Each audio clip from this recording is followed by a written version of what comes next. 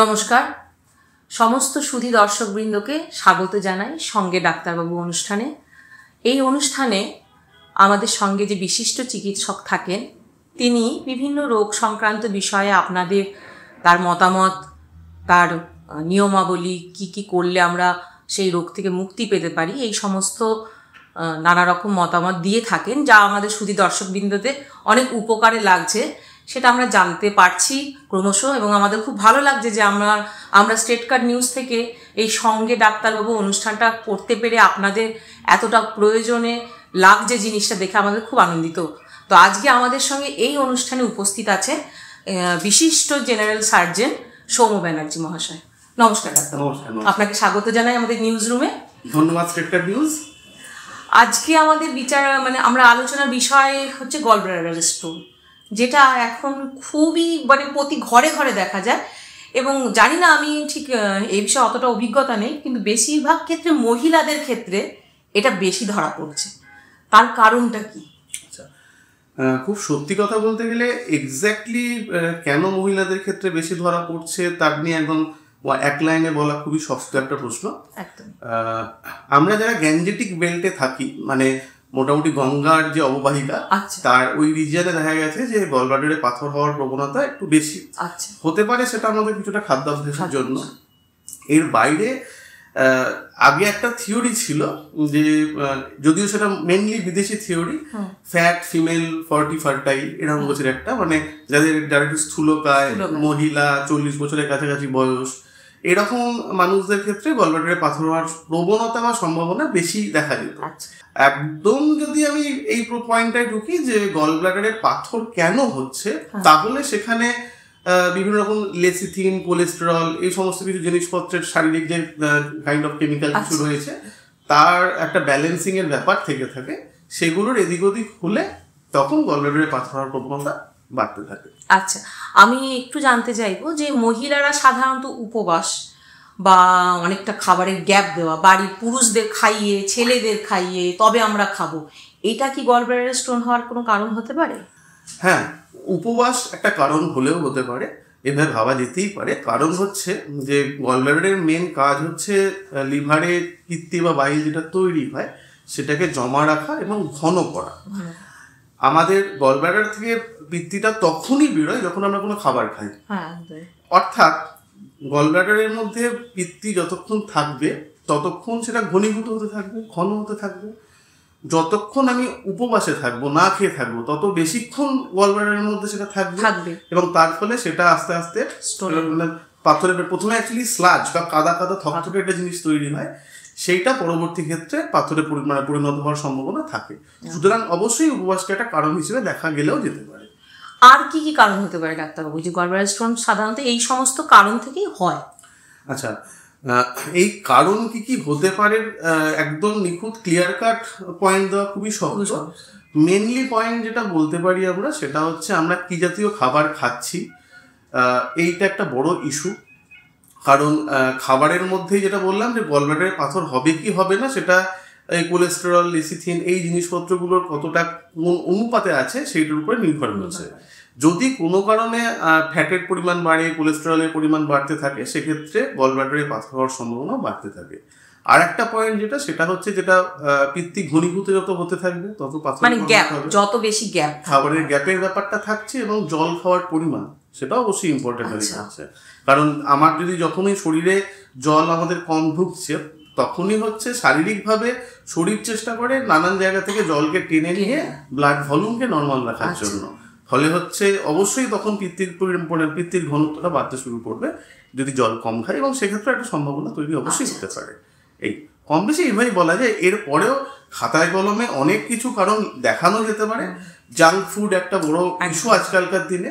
তা এবং সব থেকে বড় সমস্যা যেটা হচ্ছে সেটা হচ্ছে আমরা অত্যন্ত হাই ক্যালোরি খাবার দাবার খাচ্ছি, তুলনামূলক করে শারীরিক পরিশ্রম কম হচ্ছে। তার ফলে হচ্ছে যেটা যে ফ্যাট ফিমেল ফার্টাইলের যে গল্পটা ছিল, যত বেশি আমাদের স্থূলত্ব বাড়তে শুরু করবে, আমরা মোটা হতে শুরু করবো, বডিতে কোলেস্টেরল, লিপিড প্রোফাইলের গোলমাল হতে শুরু করবে, তত বেশি অবশ্যই গলব্লাডারে পাথর হওয়ার সম্ভাবনা বাড়বে। একদম।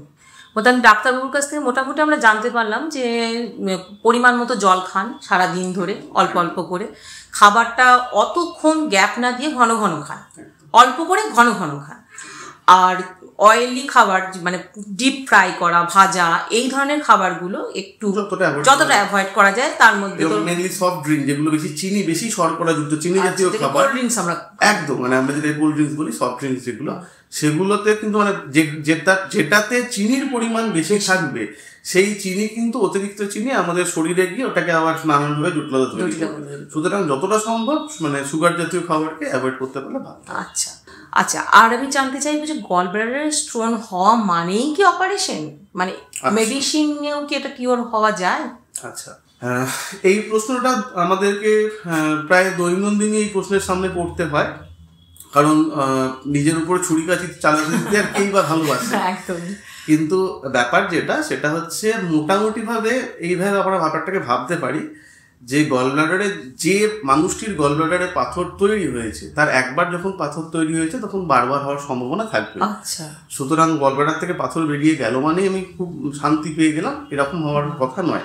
দ্বিতীয় সমস্যা যেটা কিডনির পাথরের ক্ষেত্রে যেটা হয়, সেটা হচ্ছে আমরা বলি বেশি করে জল খান, পাথরটা বেরিয়ে যাবে, মোটামুটি একটা ঠিকঠাক হয়ে যাওয়ার ব্যাপার থাকছে। গল ব্লাডারের পাথরের ক্ষেত্রে কিন্তু ব্যাপারটা একদমই তা নয়। সেখানে যেটা হয় সেটা হচ্ছে গল ব্লাডার মানে পিত্তথলি থেকে যদি পাথরটা পিত্ত নালীতে চলে আসে, আমাদের ভাষায় কমন বাইল ডাক বলি আমরা, সেখানে যদি চলে আসে তাহলে কিন্তু পেশেন্টের হিতে বিপরীত হতে পারে। দুটি খুব খারাপ খারাপ রোগ হওয়ার সম্ভাবনা থাকে। একটি হচ্ছে অ্যাকিউট প্যানক্রিয়াটাইটিস, প্যানক্রিয়াস বা অগ্নাশয় বলে একটি আমাদের শরীরের অঙ্গ থেকে থাকে, সেটাতে একটা প্রদাহ বা ইনফ্লামেশন হতে পারে। এবং আর একটা জিনিস যেটা, সেটা হচ্ছে অবস্ট্রাকটিভ জন্ডিস এবং তার থেকে কোলাঞ্জাইটিস। অবস্ট্রাকটিভ জন্ডিস মানে পিত্ত নালীটা যদি ব্লক হয়ে যায় পাথর দিয়ে, গল ব্লাডার থেকে পাথর বেরিয়ে যদি পিত্ত নালীটা ব্লক হয়ে যায়, তাহলে লিভারে যে বাইলটা তৈরি হচ্ছে বা পিত্তিটা তৈরি হচ্ছে সেটা আর খাদ্য নালীতে আসতে পারবে না। তার ফলে হচ্ছে আমাদের জন্ডিস তৈরি হবে, এবং সেখানে যদি কোনো কারণে ইনফেকশন হয়ে যায় তাহলে কিন্তু সেটা রোগীর জন্য প্রাণঘাতীও হতে পারে। সুতরাং এই সমস্ত দিকে তাকিয়ে ভাবতে গেলে অ্যাপারেন্টলি গল ব্লাডার যদি পাথর হয় তাহলে অপারেশন করে নেওয়াটাই বর্তমানে বিজ্ঞানসম্মত চিকিৎসা পদ্ধতি এবং স্বীকৃত চিকিৎসা পদ্ধতি। তবে কিছু কিছু মানুষ আছেন যাদের ক্ষেত্রে গল ব্লাডার অপারেশন করতে গেলে যে পরিমাণ রিস্ক নিতে হবে তার তুলনায় যদি ওটাকে রেখে দেওয়া হয় সেই রিস্ক খাতায় কলমে কম হয়ে থেকে থাকে, তখন আমরা গল ব্লাডারে পাথর থাকলেও অপারেশন করতে রাজি হই না। সেটা পরিস্থিতি বিশেষে। ধরা যাক কারোর হার্টের এমন সমস্যা আছে যেটাকে অজ্ঞান করতে গেলে তার জ্ঞান দেয় না, বা অন্যরকম কোনো সমস্যা রয়েছে যেখানে হচ্ছে তাকে অ্যানাস্থেশিয়া রিলেটেড রিস্ক কি অপারেশন রিলেটেড রিস্ক অনেক বেশি, বয়স কোনো কারণে ইমিউনো কম্প্রোমাইজ থাকেন মানুষ, সেরকম ক্ষেত্রে অপারেশন করাটা যদি বেশি রিস্ক হয়ে যায় তখন তার তুলনায় গল ব্লাডারের পাথরটা আমাদের কাছে কম রিস্ক বলে মনে হলে তখন আমরা অপারেশন করি না। কিন্তু গড়পড়তা সাধারণ ক্ষেত্রে বর্তমানে অপারেশন করে নেওয়াটাই বুদ্ধিমানের কাজ, ওটাই এখন বিজ্ঞানসম্মত চিকিৎসা। আচ্ছা, তার মানে এই ধরনের কনসেপ্ট এর সঙ্গে যুক্ত নেই যে কিডনিতে পাথর অনেক সময় বলি না যে ওষুধ খেলে গলে বেরিয়ে যাবে বা যাই হোক বেরিয়ে যাবে। গল ব্লাডার স্টোন কিন্তু সব থেকে আধুনিক পদ্ধতি হচ্ছে অপারেশন করা। আচ্ছা, অপারেশনটা কি ছোট মাইক্রো সার্জারি না বড় অপারেশন? আর অপারেশন করলেই কি পুরো পিত্তাশয়টাই বাদ দিয়ে দেওয়া হবে কিনা, এটা যদি একটু বলেন। যেটা প্রথমে আগের প্রশ্নের ক্ষেত্রে বলেছিলাম যে মানুষের গল ব্লাডারে একবার পাথর হয়েছে তার আবার পাথর হওয়ার প্রবণতা অবশ্যই আছে। এবং যেহেতু গল ব্লাডারটাকে কেটে বাদ দিয়ে দিল, গল ব্লাডারের পাশেই যে সিবিডি বা কমন বাইল ডাক্ট আছে সেটা মোটামুটি কাজ চালিয়ে দিতে পারে গল ব্লাডারে, সেই জায়গা থেকে দাঁড়িয়ে আমরা গোটা পিত্তথলিটাকে মানে পুরো গল ব্লাডারটাকে কেটে বাদ দিতে, মানে সেটাই ইন্ডিকেটেড বা সেটাই নিয়ম। এবারে অপারেশনের পদ্ধতিগত দিক থেকে বলতে গেলে দুটি পদ্ধতি এই মুহূর্তে স্বীকৃত। একটি হচ্ছে মাইক্রোসার্জারি, টেকনিক্যালি ল্যাপারোস্কোপিক কোলেসিস্টেক্টমি বলা হয়, আর একটা হচ্ছে ওপেন প্রসিডিওর, যেটা এজ ওল্ড প্রসিডিওর, বহু বছর ধরে হয়ে আসছে। বর্তমানে যারা সার্জন আমরা তারা বেশিরভাগ ক্ষেত্রে ল্যাপারোস্কোপিক কোলেসিস্টেক্টমি বা মাইক্রোসার্জারি করতে পছন্দ করি।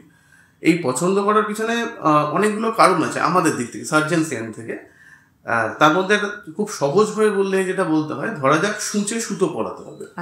এরকম পরিস্থিতিতে যদি আমরা আতস কাঁচ দিয়ে দেখতে পাই, সূঁচের যে পিছনের যে ফুটোটা আছে সেটা অনেক বড় করে দেখতে পাই, তাহলে সুতো পরানো সহজ হবে। আমরা যখন মাইক্রোসার্জারির জন্য পেটের মধ্যে যন্ত্রপাতি ঢোকাই তখন আমাদের হাতে একটা ক্যামেরা থাকে, সেই ক্যামেরা থেকে আমরা 10 গুণ এমনকি 20 গুণ পর্যন্ত জুম করে দেখতে পাই। সবারই মোবাইল আছে, মোবাইলে যেমন জুম করা যায় সেমভাবে আমরা ওই ভেতরে জুম করে দেখতে পাই। অর্থাৎ পেটের ভেতরে যে মানে ছোটোখাটো সরু সরু যে শিরা উপশিরা যেগুলো থাকছে সেগুলোকে যখন আমরা 10 গুণ বা 20 গুণ বড় করে দেখছি তখন অবশ্যই কাজটা করতে আমাদের পক্ষে খুব সুবিধা হবে, এবং আমাদের যখনই কাজ করতে সুবিধা হবে সেটা পেশেন্টের জন্য ভালো। বিপদ হচ্ছে কিছু কিছু ক্ষেত্রে গলব্লাডারের সঙ্গে নাড়িভুড়িগুলো বা পেটের ভেতরে আরও জিনিসপত্র এমন বাজেভাবে জড়িয়ে থাকে বা গলব্লাডারটা লিভারের সঙ্গে এমন বাজেভাবে ভেতরে ঢুকে থাকে যে কখনো কখনো জোর করে মাইক্রোসার্জারি করতে গেলে পেশেন্টের তাতে বিপদ হতে পারে। সেরকম পরিস্থিতিতে আমরা ওপেন করতে বাধ্য হই। আচ্ছা, মানে একটা লোকমুখে একটা সিচুয়েশন আছে যে মাইক্রোসার্জারি ভার্সেস ওপেন সার্জারি, যেন একটা বনাম একটা বিরোধিতার ব্যাপার, কিন্তু ব্যাপারটা একদমই তা নয়। আদৌ চিকিৎসা হচ্ছে গলব্লাডারে পাথর হলে গলব্লাডারটাকে কেটে বাদ দিয়ে দেওয়া। সেই চিকিৎসাটা করার জন্য মাইক্রোসার্জারি যদি করা সম্ভব হয় সেটাই মাইক্রোসার্জারি করা হলো। যার ক্ষেত্রে কোনো কারণে করা যাচ্ছে না, এমনকি শুধুমাত্র সার্জিক্যাল কারণেও নয়, এমনও বহু ঘটনা ঘটে, আমার নিজের অপারেশন সময়ই করা ঘটেছে যে পেশেন্টের অপারেশনের জন্য আমরা যখন মাইক্রোসার্জারির জন্য পেশেন্টকে অজ্ঞান করি তার পরবর্তী ক্ষেত্রে পেটে ফুটো করে পেটের মধ্যে গ্যাস ভরা হয়, কার্বন ডাই অক্সাইড গ্যাস করে পেটটাকে পুরো ফুটবলের মধ্যে ফুলিয়ে দেওয়া হয়। এইরকম পরিস্থিতিতে পেশেন্টের হার্টে চাপ পড়ে। মানে অ্যানাস্থেসিওলজিস্ট বা অজ্ঞানের ডাক্তারবাবু যিনি, তিনি হঠাৎ করে বললেন যে না, পেট থেকে এক্ষুনি গ্যাস বার করতে হবে, না তো পেশেন্টের খারাপ হবে। এবার একদম হার্টে চাপ পড়ছে। এই পরিস্থিতিতে আমার পক্ষে আর সম্ভব না তখন মাইক্রোসার্জারি করা, তখন আগে পেট থেকে হাওয়া বার করার জন্য ওপেন কোলিসিস্টেক্টমি করতে হচ্ছে। অর্থাৎ নানান রকম পরিস্থিতি যেটা পেশেন্টের স্বার্থেই আমাদেরকে কখনো কোনো ওপেন করার সিদ্ধান্ত নিতে হয়। তো মাইক্রোসার্জারি হবে না ওপেন, সেটাকে ওপেনে কনভার্ট করতে হবে, সেটা পুরোটাই পরিস্থিতি নির্ভর, এবং সেই পরিস্থিতিটা সম্পূর্ণরূপে অন টেবিল ডিসিশন। ওটিতে বসেই আমাদের অপারেশন চলাকালীন ফাইনাল সিদ্ধান্ত নিতে হয়, একদমই ডিপেন্ড করছে রোগীর অবস্থা। অবশ্যই এটা আমাদের সুধী দর্শকবৃন্দদের কাছে আমি অনুরোধ জানাবো যে অনেক ক্ষেত্রে বলা হয় সে ডাক্তারবাবুকে দোষারোপ করা হয়, কিন্তু আপনারা জানতে পারলেন তো আজকে আমাদের যিনি বিশিষ্ট চিকিৎসক এসছেন তিনি একজন সার্জেন, তো তিনি বললেন যে এই যে ওপেন হবে না মাইক্রো ছোট ফুটো করে ক্যামেরার সাহায্যে অপারেশন করে পাথর বার করানো হবে, এটা কিন্তু একদম ওই অপারেশনের ওই ওটিতে বসেই সিদ্ধান্ত নেওয়া হয়। সেটা পরিস্থিতি করছে আপনার আমার বাড়ির রুগী যে যার অপারেশন হচ্ছে তার শরীরের কন্ডিশনের উপর একদমই, মানে আর একটা ছোট্ট কারেকশনটা এইখানটাতে যে মাইক্রোসার্জারি করি বা ওপেন সার্জারি করি উভয় ক্ষেত্রেই পুরো গলব্লাডারটাকেই বার করে নেওয়া হয়। আচ্ছা, এরকম নয় যে মাইক্রোসার্জারি হচ্ছে মানে শুধু পাথরটা বার করে নিলাম, ওপেন সার্জারি হচ্ছে মানে পুরো গলব্লাডার বার করলাম। আমাদের টার্গেট থাকে পুরোটা বার করার। কখনো কখনো কিছু কিছু রেয়ার ইনসিডেন্টস আছে যেখানে পুরো গলব্লাডার কোনো কারণে বার করা সম্ভব হচ্ছে না, তখন আমরা সেক্ষেত্রে গলব্লাডারের কিছুটা অংশ কেটে দিয়ে পাথরগুলোকে বার করে দিয়ে বাকিটা রেখে দিয়ে আসতে বাধ্য হই। এটা টেকনিক্যাল টার্মে বলা হয় পার্শিয়াল কোলিসিস্টেক্টমি, মানে আংশিক গলব্লাডার অপারেশন। কিন্তু আমাদের মেন টার্গেট সবসময়ের জন্যই থাকে পুরো গলব্লাডারটাকে, এবং সেটা মাইক্রোসার্জারি হোক বা ওপেন সার্জারি।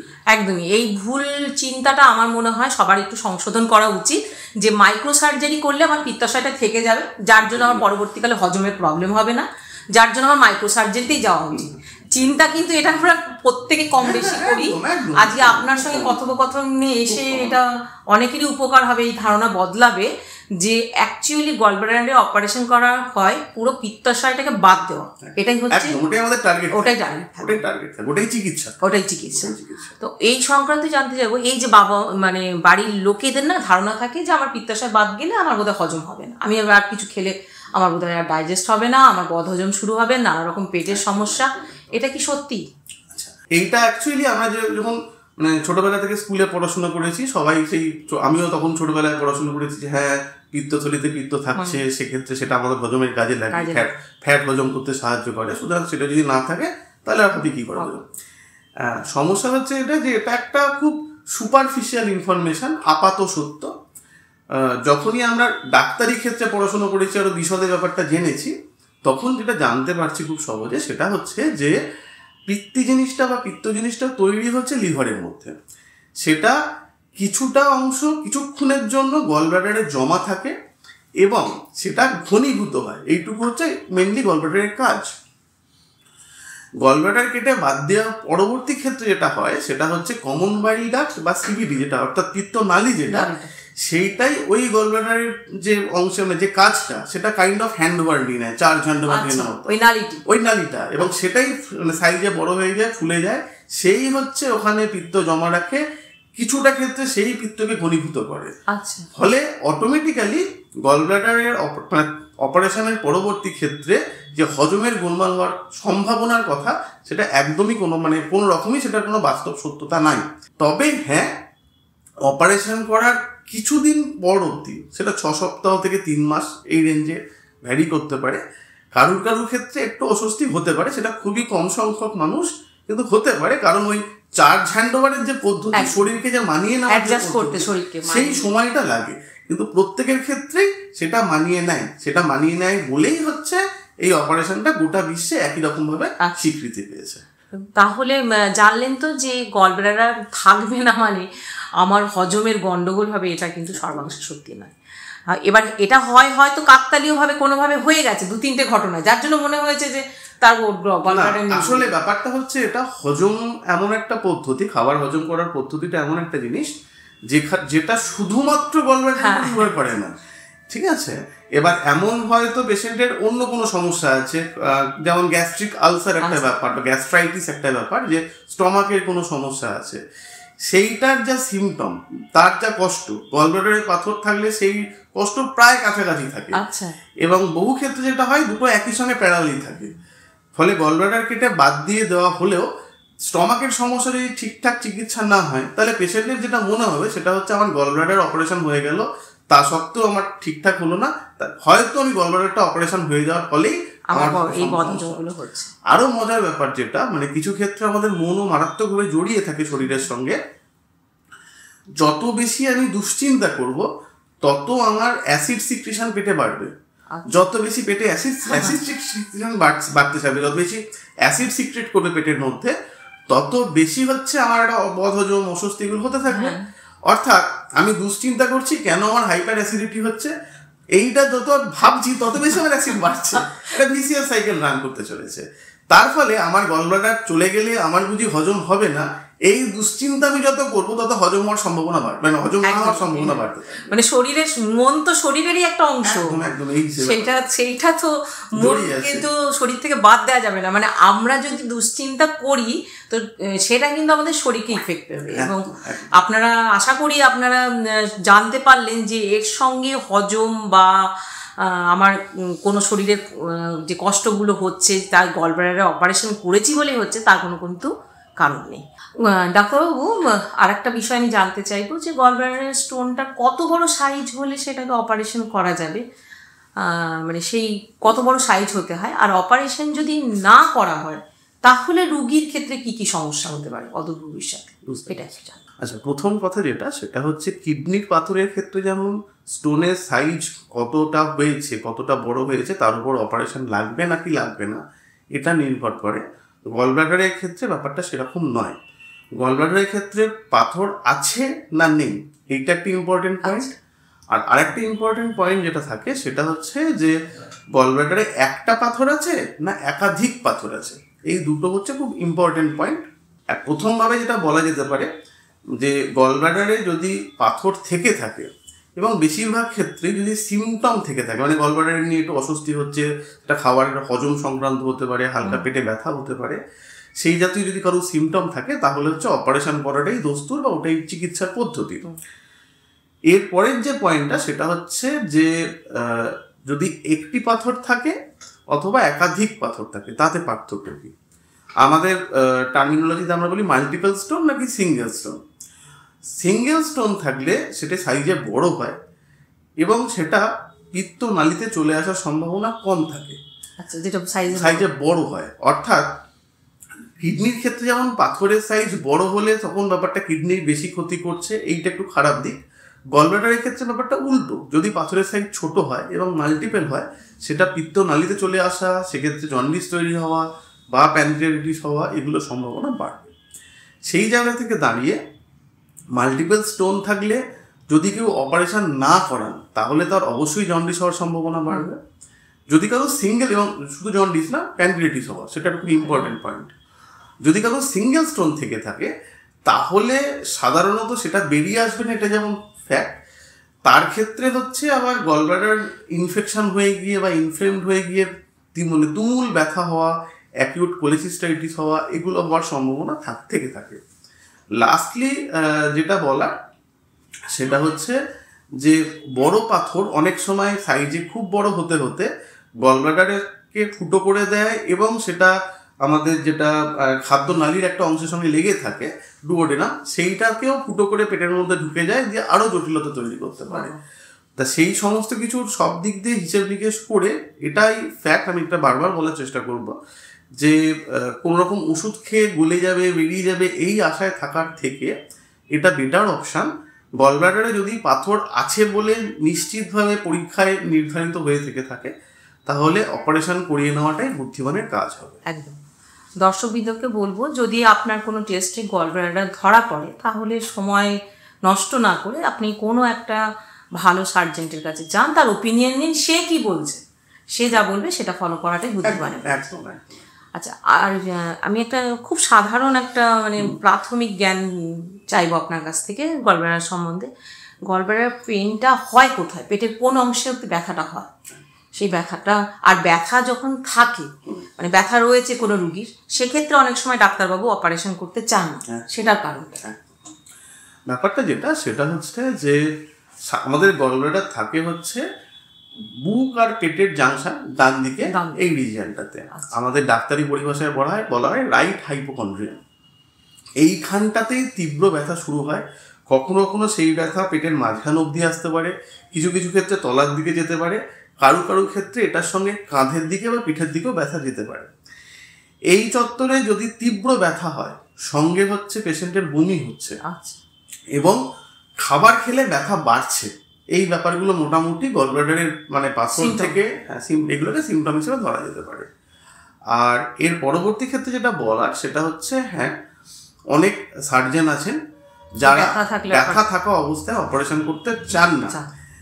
এইটার ব্যাপারটা হচ্ছে এটাও সার্জেনের পছন্দের উপর নির্ভর করছে না, পুরো জিনিসটাই হচ্ছে পেশেন্টের স্বার্থেই সিদ্ধান্ত নেওয়া হয়। খাতায় কলমে যেটা বলা হয় সেটা হচ্ছে, যেদিন গলব্লাডারের এইরকম মানে তীব্র ব্যথা উঠলো, যেটা একটা অ্যাকিউট কোলেসিস্টাইটিস হচ্ছে পেশেন্টের, সেইটার থেকে আইডিয়ালি 48 থেকে 72 ঘন্টার মধ্যে অপারেশন করলে করা গেল। এক্সটেন্ড করতে করতে সেটা 1 সপ্তাহ অবধি যেতে পারে ম্যাক্সিমাম, কিন্তু তারপরে যত দিন গড়াতে থাকে তত অপারেশন জনিত জটিলতা হওয়ার সম্ভাবনা পেশেন্টের বাড়তে থাকে। কারণ গলব্লাডারের সঙ্গে আশেপাশের যে নাড়িভুড়িগুলো রয়েছে সেগুলো এসে জড়িয়ে যাওয়ার সম্ভাবনা তৈরি হয়। এই ব্যাপারটা খুব সহজ করে বললে, ধরা যাক আমাদের হাত কেটে গেছে, কেটে গেলে এবার সেখানে আমরা গজ দিয়ে বা কোনো কিছু দিয়ে চাপা দিলাম, কাপড় দিয়ে চাপা দিলাম, কিছু মানে একদিন বাদে খেয়াল করবো যেটা চিটে গেছে না, আঠা দিয়ে লেগে গেছে। মানে আমাদের শরীর কেটে গেলে বা এরকম কিছু ইনফ্লেমড হলে এমন কিছু একটা বের হয় যেটা আশেপাশের জিনিসকে চিটিয়ে দেয়। একই গল্প গলব্লাডারে যখন ইনফেকশন হচ্ছে পেটের মধ্যে, সেটা গলব্লাডার পেটের মধ্যে একই গল্প হয়। গলব্লাডারের থেকে এমন কিছু জিনিস সিক্রেট করছে যেটা আশেপাশের নাড়িভুড়িগুলোর সঙ্গে জড়িয়ে যাচ্ছে, তার ফলে ওইগুলোকে গলব্লাডার থেকে আলাদা করতে গেলে ওইগুলোতে চোট পাওয়ার সম্ভাবনা বাড়তে থাকে। এই ব্যাপারটা যদি 3 দিনের মধ্যে, এবং মুশকিল যেটা হয় বেশিরভাগ ক্ষেত্রেই পেশেন্ট 3 দিনের মধ্যে সাধারণত সার্জনের কাছে এসে পৌঁছন না। পেশেন্ট হচ্ছে প্রথমে প্রাথমিকভাবে বাড়িতে চিকিৎসা করানোর চেষ্টা করেন, তারপর এদিক ওদিক অন্য কোনো ডাক্তারের কাছে গেলেন, তিনি তার সাধ্যমতো ওষুধপত্র দিলেন, তারপরে রিপোর্ট হলো, তারপরে ধরা পড়লো। এই যে মাঝের মানে ইনিশিয়াল ফেজের যে গোল্ডেন একটা পিরিয়ড থাকছে সেটা বেরিয়ে চলে যায়। এরপরে যখন পেশেন্ট সার্জনের কাছে গিয়ে পৌঁছচ্ছে, দেখা গেল সেকেন্ড উইক হয়ে গেছে, 2 সপ্তাহ বা 3 সপ্তাহ হয়ে গেছে, অনেক সময় 1 মাসও হয়ে যায়। হ্যাঁ, এবার না, আমি 2 সপ্তাহ বা 3 সপ্তাহটাই সব থেকে ডেঞ্জারাস টাইম, কারণ ওই সময়টাই হচ্ছে এই অ্যাডিশন গুলো সব থেকে বেশি শক্ত হয়ে থাকে। এর পরবর্তী ক্ষেত্রে যদি ওষুধপত্র দিয়ে ব্যথা কমে গেলে, যখন ব্যথা হয়েছিল তখন থেকে 6 সপ্তাহ বা 8 সপ্তাহ বাদে ওই যে জুড়ে গেছিল সেগুলো খুলে যাওয়ার একটা প্রবণতা তৈরি হয়। সেই সময় অপারেশন করতে গেলে অপারেশন জনিত জটিলতা হওয়ার সম্ভাবনাটা অনেকটা কম থাকে। যে কোনো অপারেশনের একটা বেসিক রিস্ক আছে। ঠিক যেরকম আমরা রাস্তায় বেরোলে কোনো গ্যারেন্টি নেই যে আমরা আমাদের গন্তব্যস্থলে পৌঁছবো, অপারেশন করতে গেলেও এই গ্যারেন্টি দেওয়া সম্ভব নয় যে হ্যাঁ কোনো জটিলতা হবে না। কিন্তু রাস্তায় যদি আমি বেরোই, যদি আমি রাস্তায় নিয়ম মেনে চলি, যদি আমি রাস্তার সাইড দিয়ে হাঁটি, তাহলে যেমন অ্যাক্সিডেন্ট হওয়ার সম্ভাবনা কমে, ঠিক একইভাবে গলব্লাডারে যখন ইনফেকশন হয়েছে তখন ওই নির্দিষ্ট যে টাইম পিরিয়ডটা আছে সেটা পার করে গেলে ওই জটিলতা হওয়ার সম্ভাবনা কিছুটা হলেও কমে। আমি যদি অ্যাকিউট কোলিসিস্টাইটিসের পরবর্তী সেকেন্ড উইক বা থার্ড উইকে অপারেশন করার কথা ভাবি, তাহলে পেশেন্টের অপারেশন পরবর্তী জটিলতা হওয়ার সম্ভাবনা যতটা, ওটাই যদি আমি 6 সপ্তাহ বা 8 সপ্তাহ বাজার করি, তাহলে জটিলতা হওয়ার সম্ভাবনা অনেকটাই কম থাকে। কিছু কিছু ক্ষেত্রে তারপরেও আমরা পেশেন্টের স্বার্থে পরিস্থিতির উপর বিবেচনা করে ওই টাইমেও অপারেশন করার সিদ্ধান্ত নিতে বাধ্য হই, কিন্তু that is not preferred one, বা সেটাই জেনারেলাইজড কিছু নয়। এইটা হচ্ছে বহু ক্ষেত্রে, যে কারণে অনেক সময় হয় পেশেন্টের এক্সপেকটেশন থাকে যে আমার তো ব্যথা হচ্ছে, গেলেই ডাক্তারবাবু অপারেশন করে দেবেন, কিন্তু দেখা গেলো পেশেন্টের ডাক্তারবাবু বলেন না এখন অপারেশন করবো না, তুমি 1 মাস বাদে এসো। এই ঘটনাগুলো ঘটে, তখন আর বহু ক্ষেত্রে ভুল বোঝাবুঝি হয়। আচ্ছা, মানে এটা বুঝতে পারলেন তো দর্শকবৃন্দ, যে যদি ডাক্তারবাবু বলে থাকেন যে 1 মাস পরে অপারেশন হোক, সেটারও একটা নির্দিষ্ট কারণ আছে। আসলে আমরা চিকিৎসা বিজ্ঞানের সঙ্গে সবাই যুক্ত নই, কিন্তু আমরা সাধারণত মানে কম বেশি ডাক্তারি সবাই বাড়িতে করি, মানে ডাক্তারিটা না জানলেও আমরা ডাক্তারি করতে ছাড়ি না, যেটা একদম সত্যি কথা। ডাক্তারবাবু জানতে চাইবো যে গলব্লাডার স্টোন এই যে অপারেশনটা, এটা কি মাইনর সার্জারি না মেজর সার্জারি, মানে জটিল অপারেশন? আচ্ছা, ব্যাপারটা সহজ করে বললে এরকম ব্যাপার যে মাইনর সার্জারি বলে কোনো সার্জনের কাছে কিছু থাকার কথাই নয়। কারণ অ্যাকচুয়ালি মাইনর সার্জারি না মেজর সার্জারি, এই হিসেব নিকেশটা খুবই জটিল। কেন জটিল? আমরা কোনো অপারেশন পরবর্তী ক্ষেত্রে যদি পেশেন্টের মানে জটিলতা হওয়ার সম্ভাবনা, অপারেশন রিলেটেড কমপ্লিকেশন হওয়ার সম্ভাবনা কতটা, এইটার উপরে তাকিয়ে দাঁড়িয়ে আমরা মাইনর বা মেজর হিসেব করে বলতে পারি। বিপদ হলো, ধরা যাক আমি 100 জন পেশেন্টের অপারেশন করলাম, তার মধ্যে 1 জন পেশেন্টের জটিলতা হলো, বাকি 99 জন ঠিক হয়ে গেল। সুতরাং সেই হিসেবে দেখতে গেলে এটার সাকসেস রেট 99%। কিন্তু যে 1 জন পেশেন্টের ক্ষেত্রে জটিলতা হলো, তার ক্ষেত্রে তার বাড়ির লোকের কাছে এটা কিন্তু 100%। সুতরাং সেই জায়গায় দেখতে গেলে এইটাকে আমি মাইনর সার্জারি বা মেজর সার্জারি এভাবে হিসেব করাটার কোনো মানেই হয় না। কোনো অপারেশনই মাইনর সার্জারি নয়, কারণ পৃথিবীতে যত অপারেশন হয়েছে, আজ পর্যন্ত যত অপারেশন হয়েছে, এবং পৃথিবীতে আজ পর্যন্ত যতজন সার্জন এসেছেন ইনক্লুডিং মি, আমাকে নিয়েও, তাদের প্রত্যেকের ট্র্যাক রেকর্ডেই কোনো না কোনো অপারেশনের ক্ষেত্রে জটিলতা হয়েছে। আর প্রত্যেকটি অপারেশনের ক্ষেত্রেই কারুর না কারুর কোনো না কোনো মানুষের কখনো না কখনো কোনো না কোনো জটিলতা হয়েছে। আমরা কেউই চাই না সেই জটিলতাটা আমার নিজের সঙ্গে হোক বা আমার খুব কাছের মানুষের সঙ্গে হোক। তা সেই জায়গা থেকে দাঁড়িয়ে গলব্লাডার এবং এর সঙ্গে আরেকটা সার্জারি আমি জুড়ে দেবো, অ্যাপেন্ডিক্স। গলব্লাডার এবং অ্যাপেন্ডিক্স অত্যন্ত কমন সার্জারি, কিন্তু মাইনর কখনোই নয়। যদি 1 জন পেশেন্টের ক্ষেত্রেও সেটা জটিলতা হয়ে থেকে থাকে, বা ধরা যাক 1,00,000 একজনের ক্ষেত্রে জটিলতা হলো, কিন্তু সেই 1,00,000 একজন যদি আমার নিজের বাড়ির কেউ হয় বা আমি নিজেই হই, তাহলে কিন্তু আমি বলবো যে না, কখনোই এটা নয়, এটা আমার জন্য 100% খারাপ কন্ডিশন। তা সেই জায়গা থেকে দাঁড়িয়ে মাইনর সার্জারি বলে কোনো কিছু এক্সিস্ট করে বলে আমি নিজেই ব্যক্তিগতভাবে বিশ্বাস করি না। এটা আপনি একটু আগে বলেছিলেন যে কোনো অপারেশন মানেই কিন্তু ঝুঁকি, রিস্ক কিন্তু থাকে যে কোনো অপারেশন। তো সামান্য নিজেকে সুস্থ রাখতে গেলে সেটুকু ঝুঁকি আমরা বোধহয় শুধু অপারেশন কেন, প্রাত্যহিক জীবনে সবসময় করছি। বৃষ্টি পড়লে ছাদে ছুটে যাচ্ছি জামা কাপড় তুলতে, মেঘ ডাকছে, আমি তো মেঘের বজ্রপাতের বাড়িতেই মরতে পারি। আমি বেসিক্যালি আমার নিজস্ব একটি ইউটিউব চ্যানেল আছে, সুস্বাস্থ্যের সহজ পাঠ নাম, সার্চ করলে দেখা যাবে। তা সেখানে কোনো একটি ভিডিওতে আমি এরকম লিটারালি স্ট্যাটিস্টিক্স দিয়ে দেখিয়ে রেখেছি যে গলব্লাডার অপারেশন পরবর্তী ক্ষেত্রে মৃত্যুর ঝুঁকি যতটা, রাস্তায় আমরা বেরোলে ভারতবর্ষে তার থেকে বেশি মৃত্যুর ঝুঁকি। আমি আমার পেশেন্টদেরকে বলি বহু ক্ষেত্রে, যে যারা বলে না তবু অপারেশন করতে চাই না, ভয় লাগে, আমার কোনো আপত্তি নেই, আমি সঠিক, কারণ অপারেশন করতে গেলে অবশ্যই ঝুঁকি আছে, কিন্তু একই সঙ্গে আপনি তাহলে এখান থেকে বাড়িও যেতে পারবেন না, কারণ সেটা আরো বেশি ঝুঁকির কাজ হচ্ছে। বাড়ি যেতে গেলে তার অ্যাক্সিডেন্ট হওয়ার সম্ভাবনা অনেক বেশি, এবং যেটা আমার হাতে নেই। একদম একদম আমার হাতে নেই, মানে আমি বাদিক রোডের বাদিক দিয়ে হাঁটছি, সমস্ত ট্রাফিক রুলস মেনটেন করছি, অন্য একজন এসে কিন্তু আমাকে ধাক্কা মারতে পারে। বেসিক্যালি কোনো মানে every accident is only an accident. সেই জায়গা থেকে দাঁড়িয়ে আর কোনো সার্জেনই চান না বা কোনো ডাক্তারই চান না তার পেশেন্টের কোনো জটিলতা হোক বা কোনো খারাপ হোক, তারপরেও যেগুলো হয় সেগুলো আমাদের হাতে থাকে না বলেই হয়। একদমই তাই।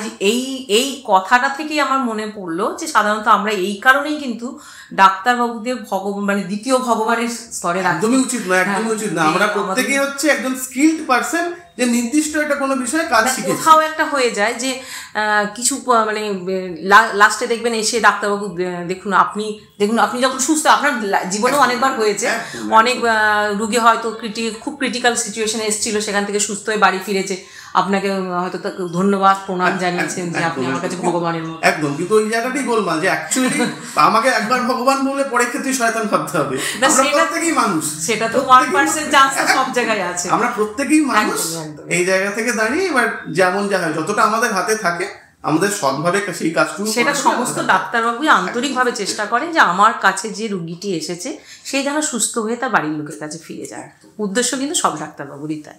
আচ্ছা, আর একটা কথাও জানতে চাইবো যে গলব্লাডার স্টোন অপারেশন হলে শুধুই কি হজমের একটু সমস্যা, যেটা বললো, যেটা আপনি পরিষ্কার করে বললেন যে তার সঙ্গে কোনো সম্পর্ক নেই, এছাড়া আর কোনো সম্পর্ক সমস্যার সঙ্গে আছে কি? আচ্ছা, ব্যাপারটা হচ্ছে যে ব্যাপারটাকে আমি একটু প্রশ্নটাকে এক্সটেন্ড করে নিই যে গলব্লাডার অপারেশন করতে গেলে কি কি জটিলতা হতে পারে। আচ্ছা, ব্যাপারটা এইভাবে যে অপারেশন পরবর্তী ক্ষেত্রে 2-3 রকম ভাবে ব্যাপারটা আমি এটাকে একটু ক্লাসিফিকেশন করতে হবে বা ক্লাসিফাই করতে হবে। একটা জিনিস আমি ভাবতে পারি, অপারেশন পরবর্তী ক্ষেত্রে জটিলতা হলো অথবা হলো না। ইমিডিয়েট যদি কি কি জটিলতা হতে পারে অপারেশন পরবর্তী ক্ষেত্রে, ইমিডিয়েট যে জটিলতাগুলো হতে পারে সেটা হচ্ছে পেটের মধ্যে ব্লিডিং হতে পারে, বা আমরা যে পেটের মধ্যে সেলাইগুলো করে চলে এলাম সেই সেলাইগুলো খুলে গেল, নিল না, তার ফলে সেখানে পেটের মধ্যে পিত্তি জমতে পারে। এটার বিপদ যেটা আমরা সবাই জানি, পিত্তি হচ্ছে পেটের মধ্যে ফ্যাট বা মাংসকে হজম করে তুলে কাজে লাগে। তা সেই পিত্তি যদি আমাদের পেটের মধ্যে পড়ে, আমরা নিজেরা প্রত্যেকে মাংস দিয়ে তৈরি, তাহলে সেই মাংস হজম হয়ে যাবে, মানে অ্যাকচুয়ালি সেই মাংসের একটা খুব মারাত্মক খারাপ কন্ডিশন হবে। টেকনিক্যাল টার্মে এটাকে বলা হয় বিলিয়ারি পেরিটোনাইটিস বা বিলিওমা। এইগুলো তৈরি হওয়ার, এটা মানে বিলিওমা ফর্ম করা, এটা অবশ্যই রিস্ক সবসময় থেকে যায়। গলব্লাডার অপারেশনের ক্ষেত্রে বাইল ডাক্ট ইনজুরি হচ্ছে one of the most commonest complication. আমাদের ক্ষেত্রে মজার ছলে সার্জেনদের মধ্যে বলা হয় যে সার্জেন 2 ধরনের হয়।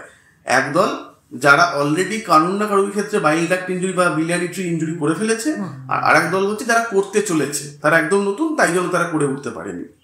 তা সেই জায়গা থেকে দাঁড়িয়ে বিলিয়ারি ট্রি ইনজুরি একটা খুব কমন মানে কমপ্লিকেশন।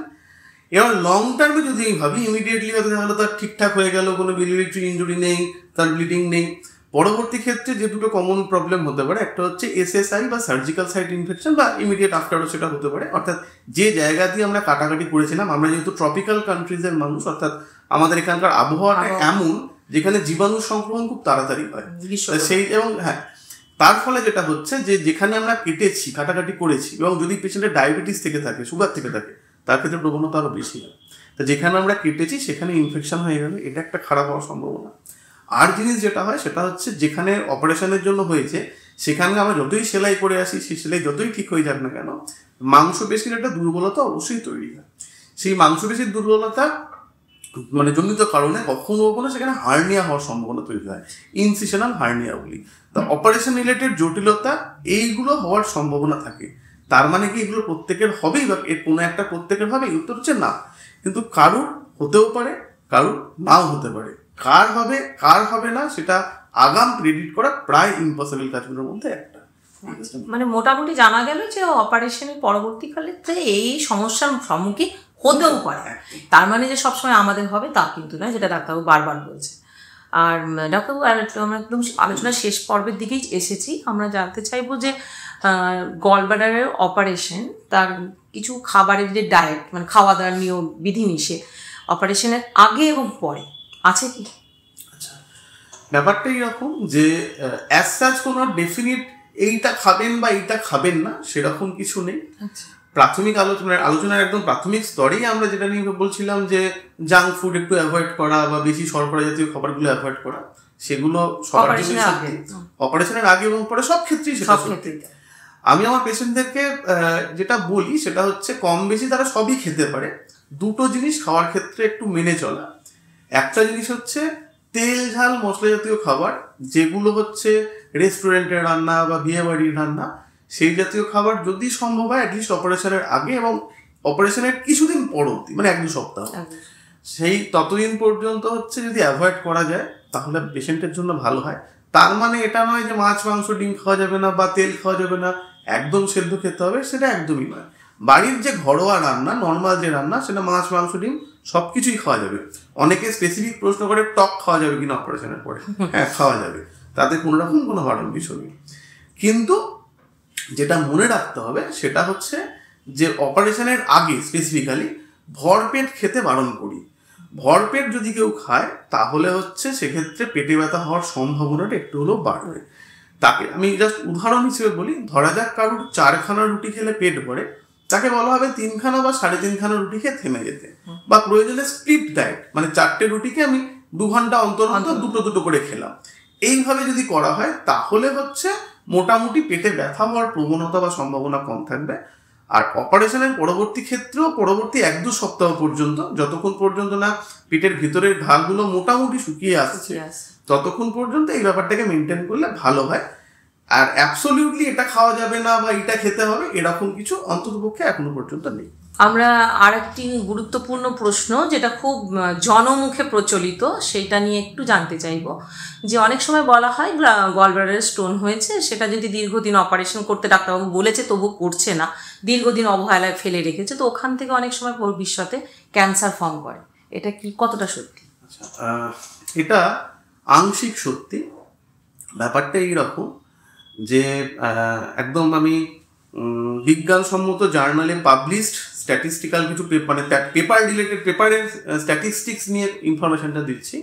দেখা গেছে মানে যতজন পেশেন্ট গলব্লাডারে ক্যান্সারে আক্রান্ত হয়েছে তাদের একটা বেশিরভাগ অংশেরই গলব্লাডারে পাথর আছে। কিন্তু গলব্লাডারে পাথর হয়েছে মানেই লং স্ট্যান্ডে একটা লাইফ লং চলে গেল, মানেই যে তার ক্যান্সার হয়ে গেল, এটা এখনো পর্যন্ত কনফার্ম মানে সত্য ইনফরমেশন নয়। অর্থাৎ গলব্লাডারে পাথর থাকলে সেটা থেকে গ্যারেন্টেড ক্যান্সার হবে এটা বলা সম্ভব নয়। কিন্তু দেখা গেছে যাদের ক্ষেত্রে গলব্লাডারে ক্যান্সার হয়েছে তাদের বেশিরভাগের ক্ষেত্রেই গলব্লাডারে পাথর পাওয়া গেছে, এবং এই টাইম পিরিয়ডটাকে মোটামুটি 10 থেকে 15 বছর গলব্লাডারে পাথর রাখলে হতে পারে, ধরে নেওয়া যায়। তা এই জায়গা থেকে দাঁড়িয়ে আমি অহেতুক দুশ্চিন্তা করতে বারণ করব। কিন্তু এটা মানে বারবার বলবো, ক্যান্সারটাই একমাত্র আতঙ্কের কারণ হতে পারে না।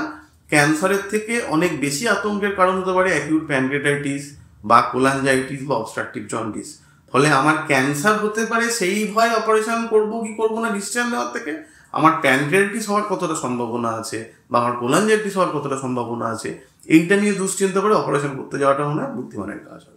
এটা ডাক্তারবাবু বলেছেন যে গলব্লাডার স্টোন হলে অপারেশনটাই হচ্ছে একমাত্র তার সুচিকিৎসা, এবং যেটা খুব দেরি না করে যে বাড়ির কাছাকাছি যিনি জেনারেল সার্জন আছেন তার কাছে যান এবং তার মতামত নিন, তার পরামর্শ অনুযায়ী চলুন। এবং আজকে আমাদের যে আলোচনা হলো সঙ্গে ডাক্তারবাবু, আশা করি আপনাদের গলব্লাডার সংক্রান্ত যে যাবতীয় প্রশ্ন বা গলব্লাডারের স্টোন সংক্রান্ত যাবতীয় যে সমস্যা তার কিছুটা হলেও আপনারা তার সদ উত্তর পেয়েছেন ডাক্তারবাবুর কাছ থেকে। আপনারা সঙ্গে থাকুন, ভালো থাকুন, সুস্থ থাকুন। আজকের অনুষ্ঠান এখানেই শেষ করছি। নমস্কার।